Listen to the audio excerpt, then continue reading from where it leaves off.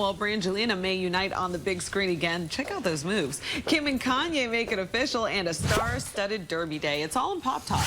International man of showbiz, entertainment journalist David Caplan from GossipDavid.com joins us now on the couch with this morning's scoop. So Kim and Kanye tied the knot.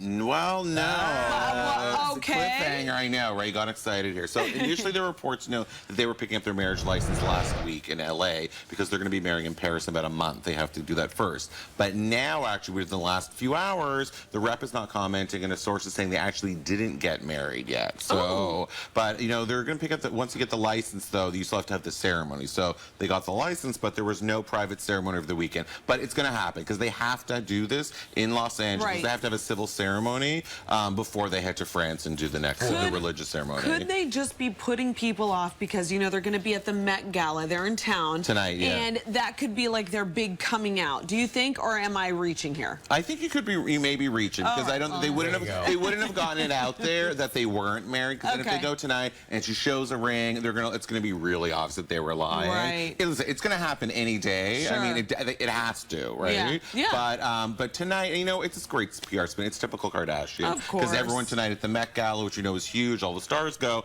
are gonna be looking at their ring and to see what's happening. I hope she wears a better dress this time. Yeah. Last year was pretty crazy. It was like wallpaper, very floral print, but you know. Okay, well, we'll check it out. All right, so Angelina Jolie and Brad Pitt making a movie again? Yeah, they haven't been in a movie together since 2005 when they did Mr. and Mrs. Smith. Which was a great movie. Great film, but Yeah. now comes word, though, actually, that she's written a script, and the storyline appears to be about a couple who works on their relationship by going on vacation together. And historically, they haven't wanted to work together because they sort of want one of them to, you know, parent with their, like, you know, 300 children. You know? Exactly. So this is actually a really big deal, though. The specifics aren't out yet, but, you know, she wrote it, they're going to work together, and this is going to be huge. Like Mr. and Mrs. Smith, people will have to see them on But hasn't couples therapy set the bar pretty high? Oh, that's different, though. I think it's like seeing Brad and Angelina do couples therapy is like sexier than anything. Well, now, this story over the weekend, I have to admit, I was not surprised to hear this. Ben Affleck kicked out of a Las Vegas casino. Yeah, completely not surprised. So he's definitely he hasn't been kicked out completely. He's been banned from playing blackjack at the Hard Rock Casino in Las Vegas. First word came out that he was banned because he was card counting, which is not an illegal practice per se, but, you know, it's frowned upon by casinos. But then, of course, you know, a source is getting out, likely Ben Affleck's camp, that he's, quote, so good that he doesn't want, that the Hard Rock doesn't want him there. But it's definitely for sure. He is not allowed to play blackjack at the Hard Rock. He is allowed to play their other games as well, though. But it doesn't come as a surprise because he does, you know, he does have this great success with the game. And, you know, I don't think it's surprising. But there's lots of other casinos, I'm sure, who will welcome him. Would love to have him in, even if he is counting cards. I say this is a win for the real people. He's winning back all that money that I lost years ago. Right.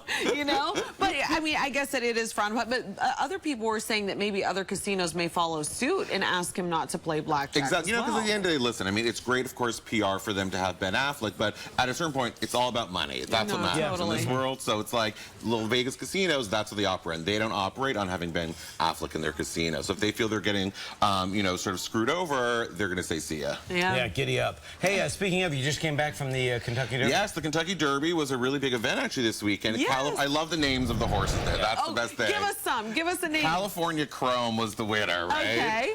It was actually a really great name. So, and you know, the horses there were amazing. I was there for the weekend. Lots of celebrities came, lots of athletes. You had everyone from, you know, Chris Humphries was there, who's really, really tall. When I interviewed him, it's like my head and neck were like completely arched up. It was kind of crazy.